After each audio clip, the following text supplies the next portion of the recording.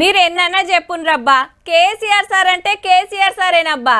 ఏ ముచ్చట చెప్పినా, ఎవ్వలని ప్రశ్నించినా, ఏదెల్లబెట్టినా, ఎవ్వలని పొగిడినా, ఏం చేసేది చెప్పినా, ఎట్లయితే బాగుంటుందో వివరించినా, ఎవ్వలని కలిసినా 100కి 200 వాళ్ళు అదే నిజం, అదే కరెక్టు, అట్లా చేసుడే రైట్ అనిపిస్తుంది.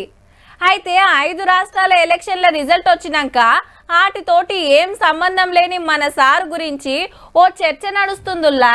మీరు మంచిగా నజరేసిండ్రో లేదో, ambassador car owner KCR sir గాలి మోటార్ వేసుకొని ఏ రాష్ట్రంలో దిగి ఏ సీఎం ను కలిసిండో ఆ సీఎంలంతా మాజీలైన్రుల్లా. తెలంగాణను బంగారి తునక చేసిన ఇక బంగారి భారతదేశం చేస్తా అని ఫెడరల్ ఫ్రంట్ పెట్టి ఆ టెంటు కిందికి గుంజుకొద్దామంటే ముందుగాల సారే ఓటమి బోని కొడితే ఆటెన్క కడమోళ్ళు మునుం పట్టిండ్రు.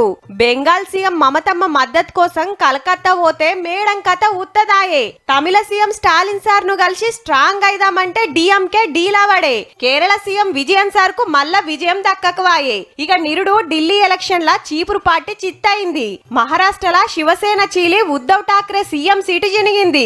24 ఏండ్లు ఒరిస్సా నేలిన నవీన్ పట్నాయక్ సార్ ఓడిపోతే 20 ఏండ్లు బీహార్ ను పాలించిన నితీష్ కుమార్ సారు రాజీనామా పెట్టి ఎంపాయే.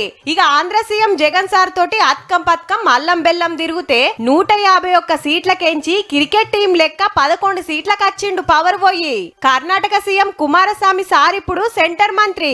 ఫెడరల్ ఫ్రంట్ దేశ రాజకీయాలు పేరేదైనా పనేదైనా సార్ తోటి మీటింగ్ పెట్టిన దక్షిణ భారతంలో అందరు లీడర్లది ఇదే పరిస్థితి. ఉత్తరప్రదేశ్ అఖిలేష్ సార్ తోటి ఎన్నో సిట్టింగ్లైనా ఆయన ఇంకా సీఎం అయితే గాలే. గొప్పగా చెప్పుకోవాల్సింది ఏందంటే జార్ఖండ్ సీఎం హేమంత్ సోరెన్ సారు 2వ పారి గెలుసుడు. మల్లేడు పంజాబ్ ఎలక్షన్ లా సీఎం భగవంత్ మాన్ సారు బచాయిస్తాడో మరి.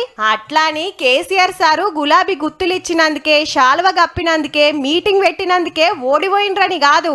ఏలువడి పనితనం పథకాలు పతొక్కడి చూసే గెలిపిస్తారు, ఓడిస్తారు.